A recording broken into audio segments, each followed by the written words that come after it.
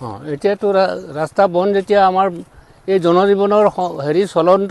যিখিনি কাৰ্যসূচী সেইটোৱে বন্ধ হ'ব কাৰণ ৰাস্তা এইটোৱে আছিল আমাৰ মূল ইয়াতে আমাৰ ঢেৰ কাম আছে যায় অফিচলৈ যায় কোৰ্ট কাছাৰীলৈ যায় বিভিন্ন কামত দোকান ব্যৱসায়লৈ যায়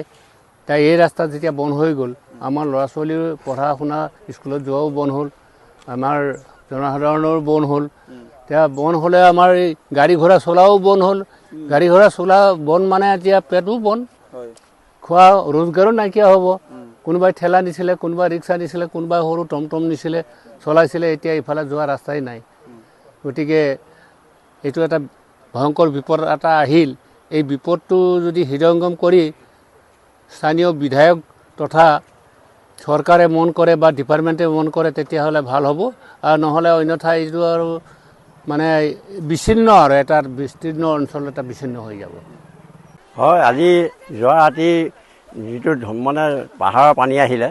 এই পাহাৰৰ পানীয়ে আমাৰ দলংখনৰ সোলাং নদীৰ দলংখনৰ মানে পূব ছাইডটো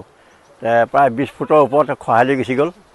অতি সোনকালে কৰ্তৃপক্ষক আমি জনাওঁ যে আমাৰ যাতায়াতী একেবাৰে বিচ্ছিন্ন হৈ গ'ল আমাৰ কত শিক্ষাৰ ছাত্ৰসকল এতিয়া আমাৰ যোৱাৰ আমাৰ অসুবিধা হৈ পৰিছে অতি সোনকালে ইয়াৰ সুব্যৱস্থা কৰিবৰ কাৰণে আমি কৰ্তৃপক্ষক আহ্বান জনাইছোঁ আমি কিছুদিনৰ পূৰ্বে বাতৰি পৰিৱেশন বাতৰি আমি এমাহৰ আগত আমি বাতৰি কৰিছোঁ যে দলংখনৰ মাথাত আমাৰ নদীখন লাগি গ'ল অতি সোনকালে ইয়াৰ ব্যৱস্থা কৰিবৰ কাৰণে কিন্তু ব্যৱস্থা কি কৰিলে বাঁহ কেইটামান পুতি পেলাই তেওঁলোকে আজিলৈকে মানে নাহিল সামৰিলে এতিয়া আমাৰ এই ৰাইজৰ বিপদ